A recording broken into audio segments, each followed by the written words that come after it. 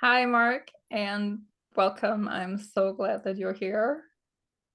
I'm so happy to be here too, and I'm so happy to be chatting about things that I feel like both of us have a lot of commonalities around, which is arts, performing, embodiment, all of those things, and how they're connected and how they're disconnected as well. Ooh, yes. I love that you say that, how they're connected and disconnected. That is the first thing that came up for me. Like, Yeah. what do I want to talk about? What is this about? I'm like, oh, yeah, how is this connected? And my first instinct was like, well, it's mostly how it's not connected. Yeah. So I wonder what does that mean for you? Do you want to share about that maybe? Yeah. The first thing that came up as you were uh, talking about that is, I think even, what can sort of lead people or be a magnet for people in the arts, which is having an avenue of expression to where maybe they don't feel safe to have access to that expression at that particular point in their life. Meaning Mm, it can be easier to explore the emotional life of, say, a character when you're a teenager and you don't have that emotional intelligence just yet, or to even understand how to run certain emotions through your body, and to have the safety of a container of like a rehearsal room, or you know um, a lived experience that is born of the imagination of a playwright, and really sort of dipping into that process and that experience and testing some of those things out and really feeling what that feels like. So in a way, the arts is kind of an entry point into exploring a lot of deeper truths around who we are. And then I think something interesting happens, which is because of the commercial nature, oftentimes, of the industry itself, there is a shift that happens, particularly for those who really decide to like pursue it on a much deeper level, which mm, is the pursuit of it, um, in hopes of working a lot, being able to fine tune an instrument enough to where you have a lot of flexibility to be employable. So I think therein lies a lot of the opportunity for disconnect, mm, um, which is now at that point you've introduced, the carrot on the stick. You've introduced this idea of training in hopes of achieving a particular state in the future of where you're employable quite mm, frequently. So I think what that can do is that can potentially rush a lot of that development and exploration and bypass a lot of the languaging of the body and preference of the body in hopes of achieving, particular results. mm. So Oh, yeah. I I think for love that me, you I love like, that you say results. We're gonna come back to yeah, that. Yeah. yeah, and I think by nature of the industry, it is result oriented. Of course it is, because there's lots of money to be made in the arts. And I think that's wonderful. I mean, like, it's amazing. It's amazing that people can pursue what they're passionate about and make a paycheck and earn a living and have the product be something that people are willing to come and contribute, to see and to witness. But by nature um, of that entire process, I feel like the disconnect is present in all of those spaces, in rehearsal Mm, rooms, in theaters, in concert halls, on stages, in studios. Um, and so for me, I think like the window into connecting is slowing down, which is just such an active process of disruption, because it means disrupting the norms of working at a pace to achieve a particular result in a particular time frame. yes. And I do Oh. think that I think that you can achieve two things at the same time. I think you can have connection and achieve a particular result. Hmm. And I think it's about how people build that container, but unfortunately, not a lot of people with awareness around embodiment are building those containers. So, I love that you say that around disruption and slowing down, and I really want to come back to that. But I'm thinking if you would just introduce yourself, just tell us what is your background and what is the nature of the work you do now, because I think that's so important before we dive into the disruption and the disconnection. yeah, I went to school for performing. Um, I majored with a BFA, and what was basically one of the only programs that was pretty extensive in training in music, dance, and acting. So it was really a well-rounded program. It was a fantastic education. Um, and then I moved to New York City. I started working pretty consistently. I've worked in several different mediums in Broadway, regionally, and TV and film.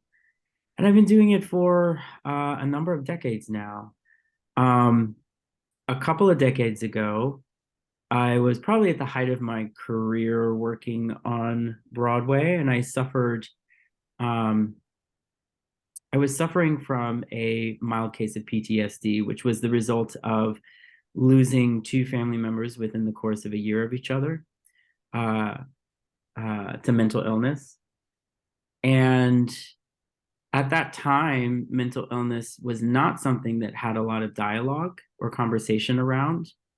So I didn't have a lot of outlet to even have conversations around that other than with my own therapist. So even that created a disconnect to where, during that time, I was grieving full time during the day. And then I would go to work and be in these like sort of fantasy, sort of make believe world, which was actually a beautiful escape for 2 hours. And then I would go home and continue grieving. So Mm. it was a really interesting split in my trajectory of development as a person and as a creative. It was a split that led me to meditation at the time, which helped build capacity for me. Um, Capacity to sort of hold more than one thing in my awareness at one time. And then a couple of years later, I found myself teaching. I found myself in classrooms. I was teaching.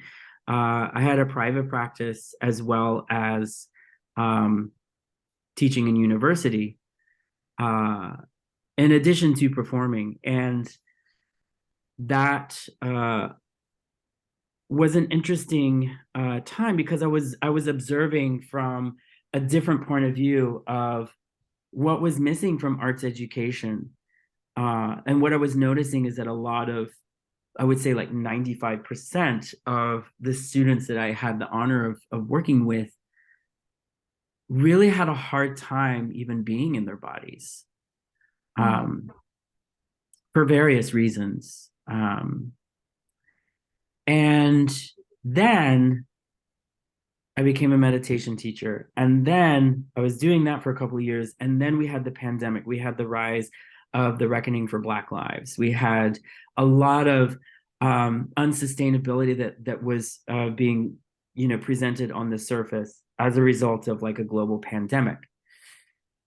I noticed from within my own community of teaching as a meditation teacher the need for embodiment, that conversation around embodiment and what that actually meant, without sort of like getting into kind of a fluffy idea of like achieving a particular state of feeling good, but what were the practices to actually like be in relationship with a nervous system, no matter what branch you were in, even Mm. including the sympathetic, which might have a ton of arousal or activation energy in that experience. What were the tools that could allow people to be in relationship with that? So that was my that was kind of like my that was a long-winded explanation of my path even into embodiment. So now there is the element of performing. It is much more I would say I'm much more careful around around performing. Um, and there's also the teaching of meditation. There's also the teaching of somatic practices to help people navigate experiences within their own physiology and nervous systems. Hmm. And there also is the component of um, interconnectedness as well. I think about a lot of these systems to where arts, environments are housed, and they're often in broken systems. Systems that are disproportionate to what is being given back to the artist based on what is being given back to the investors, and and the disconnect that even that can produce. So really, I think the thing that I'm most passionate about is really helping people connect back to that sense of that felt sense experience of who they are, and to widen the capacity to do that, but also to really look at how I'm also seeing.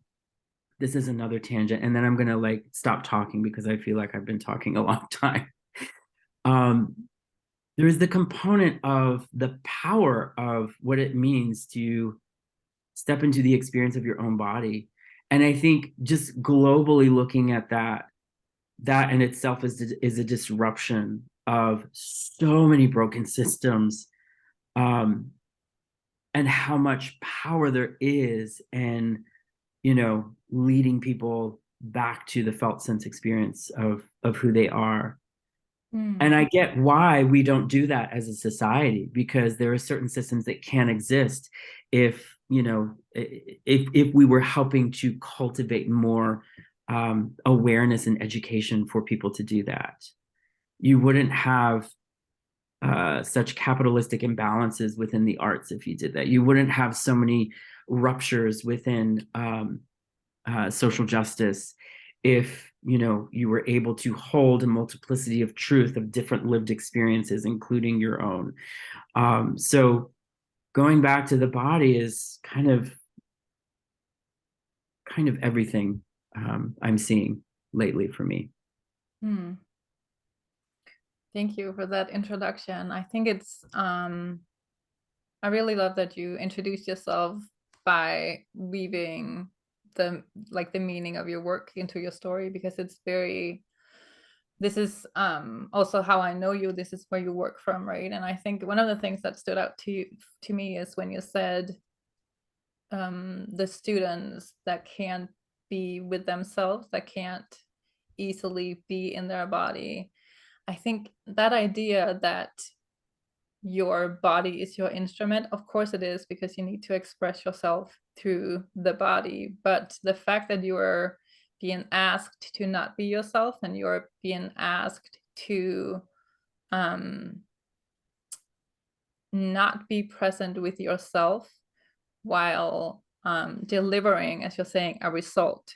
I think that is such a pressure to put on a nervous system and on a person. And I just think back to when I went to performing arts school in, this was the late 90s in London, and the pressure of, I mean, this is not, the words that were used were different, but we were asked to not be human. We were asked to be products. We were asked to show up and look a certain way and be what was needed.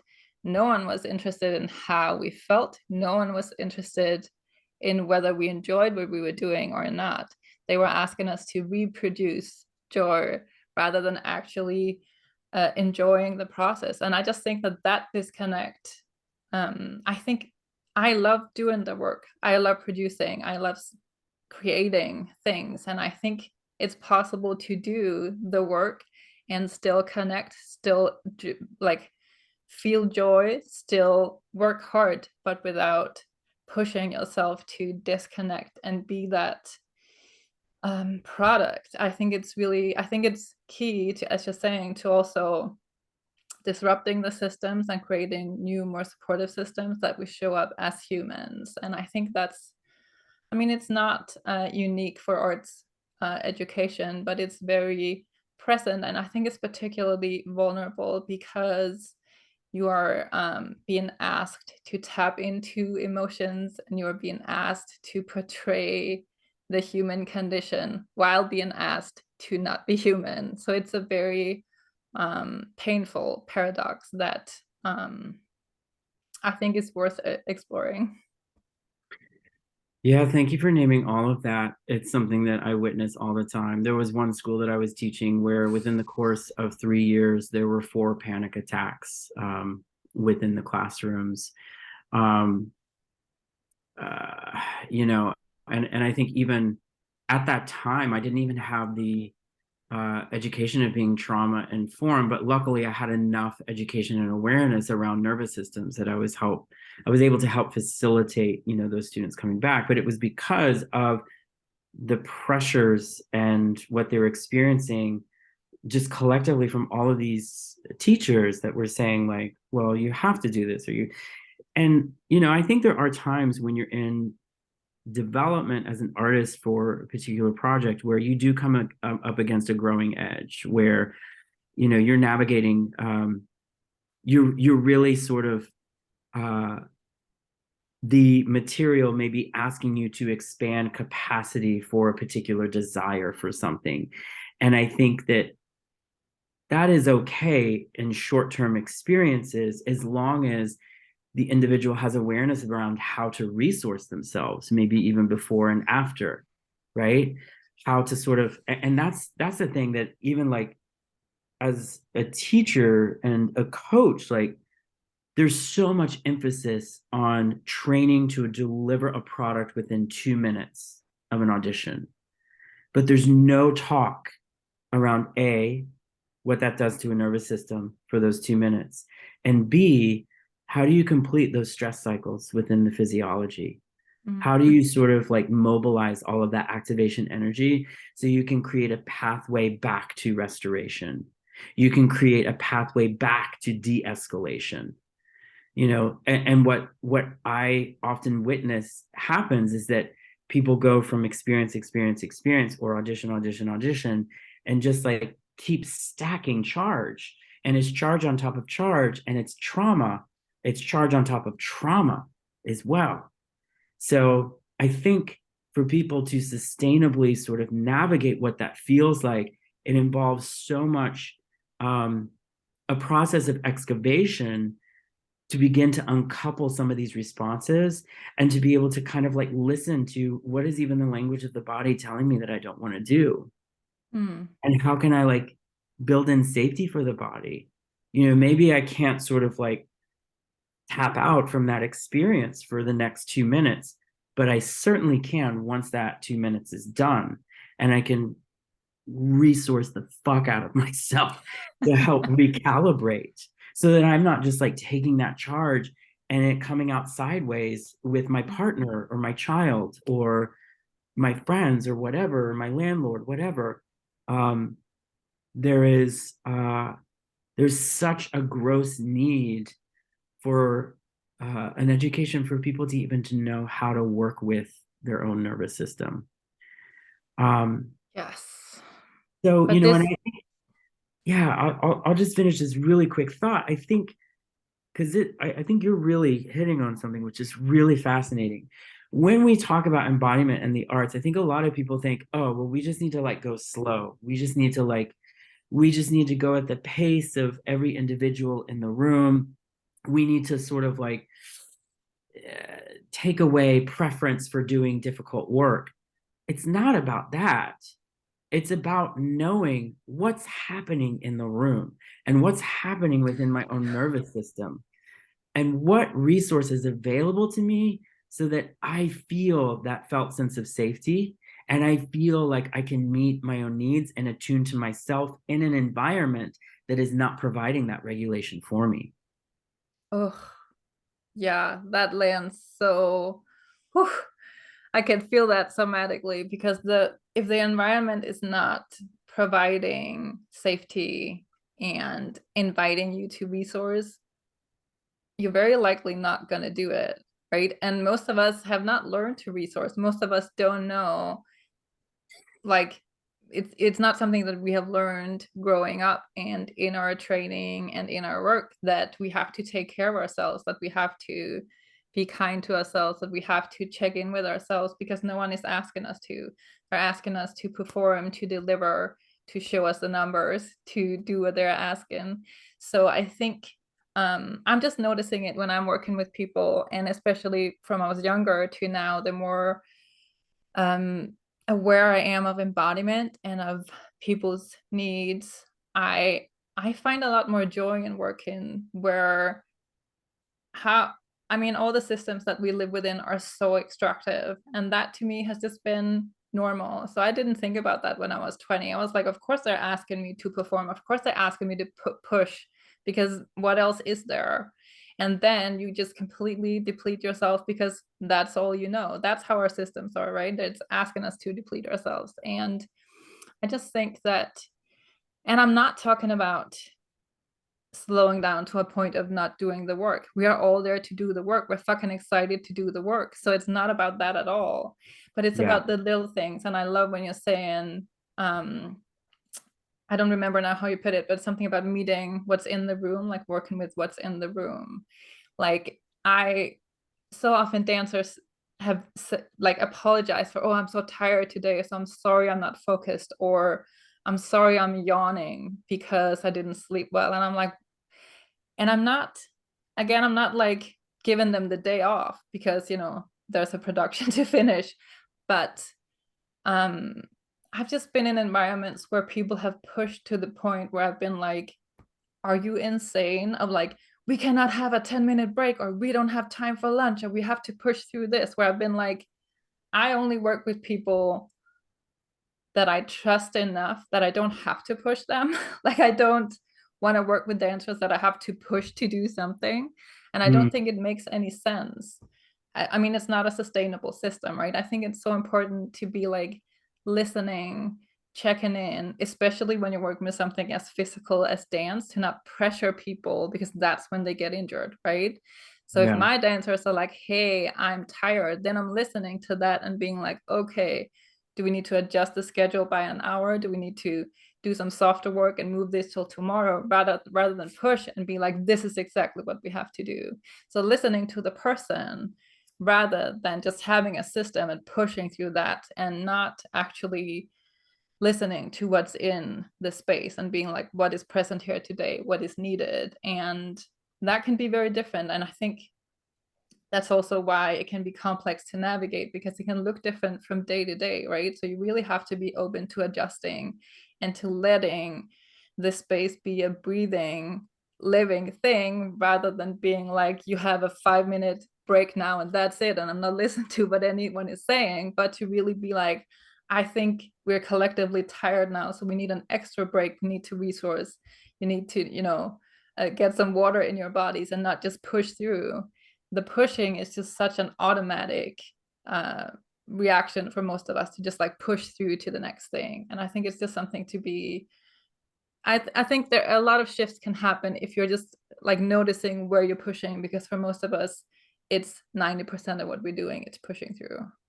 Hmm. You said a couple of things that really rang a bell for me. First of all, the word extractive. I think you mentioned that those environments are always extractive. What a brilliant way to describe it. I never heard that before, and that's exactly what it is. And I think part of it is, once you know that and you have awareness, there's actually a lot of freedom around that, to know, like, Yes. like, oh, this is, we're not here to necessarily like make friends or, like be each other's, but knowing that the system in which we're working in is, subtractive, it is extractive, it has an agenda for achieving something from bringing this collective of people together. Mm. So having that awareness actually gives a lot of, when I think about that, I'm thinking about the clarity of that allows me to go in with an agenda, and me with a healthy sense of boundaries as well. And it's interesting, ever since doing this work, I do find that when I'm in environments where I'm in like a performing environment, um, I'm able to enjoy it more. And I think A is I'm able to discern when the environment does not have my best interest in mind, and I'll either say it or take myself out of that environment completely. Like no Mm, questions asked. Like we're done. yeah, Um, but oftentimes naming it is the thing that creates disruption for people to be like, oh, we can't go on autopilot here. We can't do that. exactly. And it's about choosing the right people to work with, because in my opinion, the reason that people push others is because they push themselves, right? So it's all they know. So they push. That's all I learned when I was younger, to push others because people pushed me. So I didn't know there was a different way of doing it. I can just feel, especially the older I get, I'm like, this needs to be fun. I'm not doing a project if it's not fun. Like, why would I do it?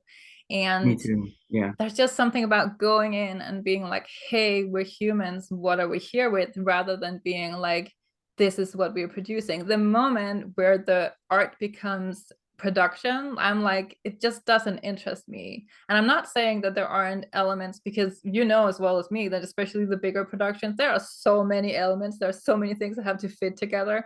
So it's not about letting that slide and let it be like whatever. Like, I'm not, I'm hippie, but I'm not that hippie. It needs to Right. work. Right. So it needs Yeah. to be professional. But I think there are just ways of doing it that are like more joyful and more also about coming together as a community and being like, we are co-creating this. I'm not pushing you to like create a result out in front of us that like is for my sake. We are co-creating this together.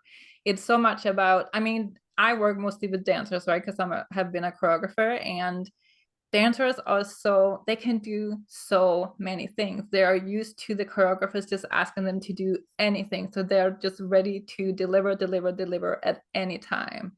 And I think that's so impressive, and it's also so freaking draining, because they are Yeah. just like, they're given all the time, given, because that is how the system is set up, like to Yeah. the point where, especially in contemporary choreography, where most choreographers don't even choreograph. They are using the dancer's movements as choreography and claiming that is their choreography. And I know this frustration from so many dancers, because they're like, we are delivering this, and they're putting their name on it. Again, extractive of like, this is the process. I'm the head of the, whole production. This is my thing, rather than naming that you're actually co-creating with someone else. I think they're just, and it's so tricky because all of the systems we live within are like this. So we don't even see it because this is just reality. So it's so hard to spot, and it's so hard to speak up against it because it's everywhere.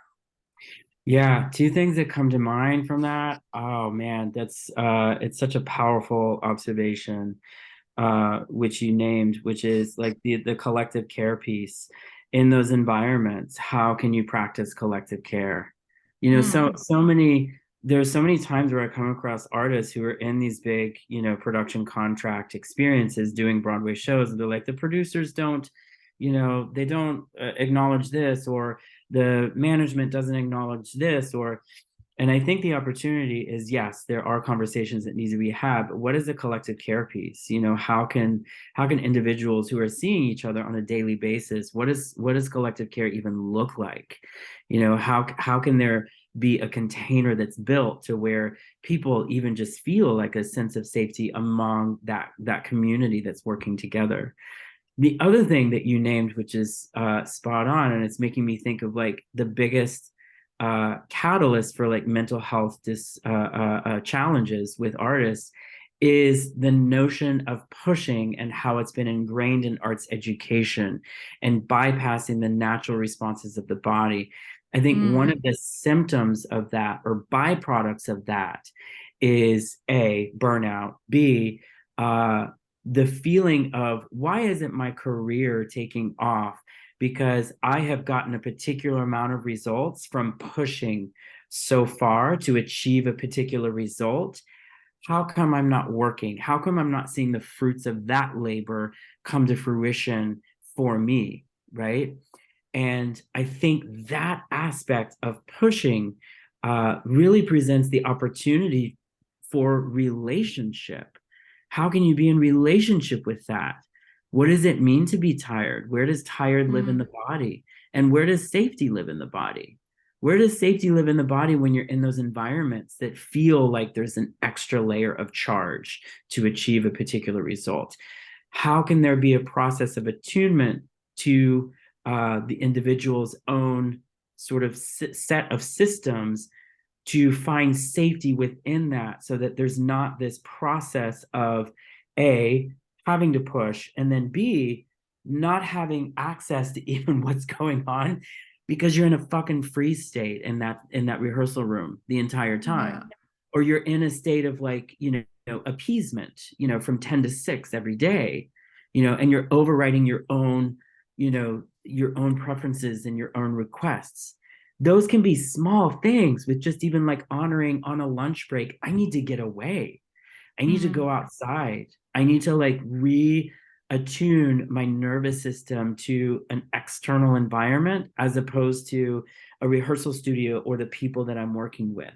How can I mm, pendulate that nervous system back out again so that it's not hyper focused on my sensations right now? It has a chance to breathe in a sense. mm, So I feel like there are ways like these micro practices that can help build a little bit of sustainability. Because at the end of the day, I do think it is about, and I see this a lot with some of the like social change um, communities that I've been in relationship with, is how to work within broken systems while envisioning something different and better and mm. and more sustainable, because it's not an either or situation. So really, I feel like the opportunity that's presented is building out education for attunement to people's own felt sense of safety, and expansiveness, and being able to track charge like in the body, being able to know where that lives in the body, and also collective care. I mean, I think Yes. I think here in the States, like that is definitely we're seeing something on a political scale, is that there's so many systems that are just literally crumbling apart. And as a result, you're seeing a lot of examples of collective care happening like in real time that is just really reaffirming. So I think when people think about the arts, I think it's something that we're kind of like talking around, is this idea of we can't just throw out this model and start something completely different. For those who are working within those systems, how can you sort of be in relationship with all branches of your own nervous system and wants and needs, while honoring the drive that's required to explore something different? And also, how can you sort of be in community with each other in a different way Mm, that's never really been done before?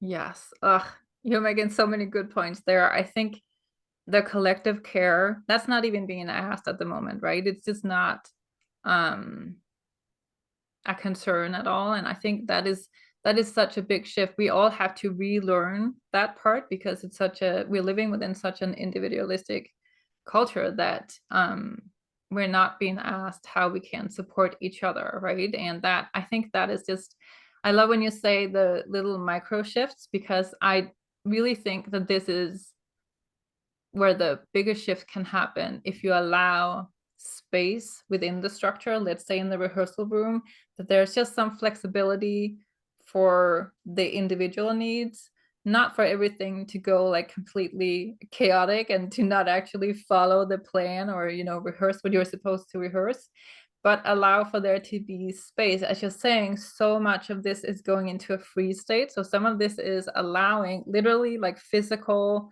movement to allow just a little bit of check-in. Maybe sometimes you need to lie down on the floor for just 1 minute, right? You don't have to always have a 10-minute break, but sometimes it's okay to, or be moving while you're talking, or to be Yeah. breathing, or whatever it is your personal need is. And to just for there to be space for that, like that one where dancers apologize for yawning. I didn't realize that when I was younger, where now I'm like, oh my goodness, you're actually re-regulating. Like it's your Yeah. nervous system is just doing what it's supposed to do. But again, that's what the system we live within asks us to apologize every time we're human, right? So I'm so sorry that I have a Mm, need, so sorry that my body has a need that it's expressing. I'm so sorry I'm taking up space with that, right? yeah, It's just because it's like, I'm so sorry I'm tired, where it's like, well, if that's your reality, then let's address that rather than apologizing for it. Because yeah. and this is my personal opinion, but I think the more embodied we become, the closer our connection is with ourselves, the closer that relationship is to ourselves and our bodies, the more authentic our work also becomes. So you get, I mean, you can speak more to this being an actor, right? But you're, it just like, it almost like your range becomes bigger, right? Because you have access to more of yourself and more nuances and more like little, the mini steps in between. So you don't have to pretend or push or reproduce something. You can actually connect to that part of yourself. And that, Oh, I think, yeah. is such a different way of looking at things, rather than asking you to be something you're not. And again, I'm not an actor, so you can speak more to this, but yeah, that's why I think embodiment is really, I really think it's a game changer. And it's also, it's big systems that we're up against. So it's a little shift, like one step at a time, right? Yeah, I love yeah, I love all of that that you just named. Um, it also makes me think of like everyone is storytellers, no matter what, you know, as creatives and artists, like everyone is a storyteller. Um, I've even noticed it even like in my own exploration, even in performing recently, to where being able to track those things before stepping foot on stage, there is something powerful that happens of being able to step on stage from a sense of feeling embodied, which doesn't necessarily mean feeling good, right? No. But feeling embodied, where it just unlocks uh, a layer of authenticity that Mm, allows a sense of play that I've never felt before, in the decades before I'd been doing this, until I found the embodiment component. that is so well put. It's amazing. Mm, And that's why I think, and this is the reason why I had to take a step back from arts education, actually, because I realized in order to teach artists, you have to teach this. You have to, because this is the missing component, I feel like. And the element that helps build a container to where it feels safe to explore. It feels safe yes, to have access to impulse. And there's a exactly. big difference between training to access impulse and coming from a place of feeling embodied and empowered to play with impulse. Yes, I love that you say play. It's That's what it's all about. Like, not extracting Yeah. a product, but allowing the Oh, human to play and create from that space. That freedom. That is such a game changer. there's a sense of gratitude that comes from that, because I mean, I know from my own personal journey, I have spent decades of not feeling enough for whatever reason you could insert into the equation based on whatever environment I had found myself in. Hmm. And to be able to sort of introduce the element of embodiment, it negates that. And I feel like it just cuts your work in half, because no longer are you trying to muscle something for the sake of extraction. Hmm. You're coming from a place of personal power and a really true understanding that this is what is present to me in this particular moment. And if that's not enough, that's not my problem. Hmm. This is what's available to me right now. I love that. I love that. I love that so much. So I'm gonna ask us to land here, because I think landing with like full presence and like, I'm not doing this for something, but I'm doing this because I can and because it feels good, period. That's it. Yeah. There's no carrot, there's no result. Yeah. There's no striving. I think that's a beautiful place to land. I also think we could talk about this for days. So I really do hope Me that you will too. come back at a later Yes. time because I feel like this is an ongoing conversation. It is. And I just want to name how much I appreciate you and obviously feeling so lit up from this conversation, but just extending gratitude for you. The same to you. Thank you so much for being here. I really, really appreciate it. And I'm already looking forward to our next conversation. Definitely.